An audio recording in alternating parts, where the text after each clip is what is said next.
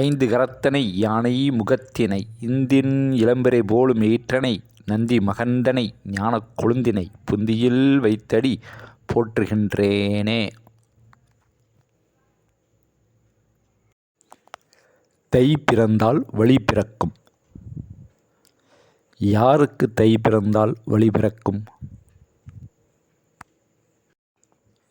அறுவடை செய்த பயிர்களை சந்தையில் விற்று பணமாக்கி வாங்கிய கடனை அடைக்க தை பிறந்தால் விவசாயிகளுக்கு வழி பிறக்கும்.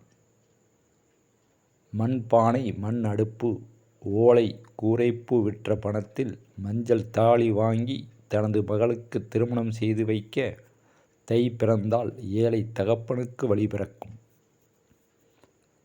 ஜல்லிக்கட்டு காளையை அடக்கி தங்களது வீரத்தை உலகிற்கு நிரூபித்து பரிசுகளை அள்ளிச் செல்ல தை பிறந்தால் கட்டிலம் காளைகளான தமிழக இளைஞர்களுக்கு வழி பிறக்கும். அந்த கட்டிலம் காளைகளை தூக்கி வீசி எறிந்து வெற்றி கண்ட தனது ஜல்லிக்கட்டு காளையை சிறிதளவும் அச்சமின்றி சாந்தப்படுத்தி தனது வளர்ப்பு திறமையை உலகிற்கு பறைசாற்றி கூட்டிச் செல்ல தை பிறந்தால் எங்கள் வீர தமிழச்சிகளுக்கு வழி பிறக்கும்.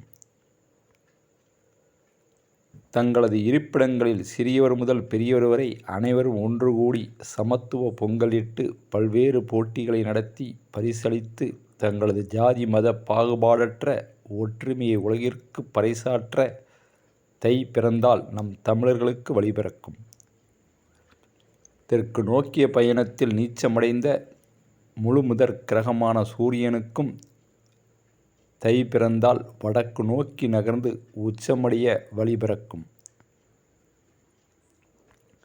நீச்சத்தை கடந்து வலுவிழந்து வந்த சூரியனுக்கு தெற்கில் உள்ள தமிழர்களாகிய நாம் சூரியன் விருச்சிக ராசியில் இருக்கும் கார்த்திகை மாதத்தில் அந்த சூரியனை திருவண்ணாமலை திருக்கார்த்திகை தீபமாக வழிபட்டும், தனுசு ராசியில் இருக்கும் மார்கழி மாதத்தில் குருவாக தேவாரம் மற்றும் திருவாசகம் பாடியும், சூரியன் மகரத்தில் இருக்கும் மகர மாதமான தை மாத பிறப்பில் அந்த சூரியனுக்கு பொங்கலிட்டு வழிபட்டும் வலுவை கூட்டி வடக்கு நோக்கி உச்சமடைய அனுப்பி வைக்கும் மாதமான தை பிறந்தால் ராசி நட்சத்திர பேதமின்றி அனைவருக்கும் எதிர்பார்த்து காத்திருந்த காரியம் அனைத்தும் நிறைவேற வழி பிறக்கும்.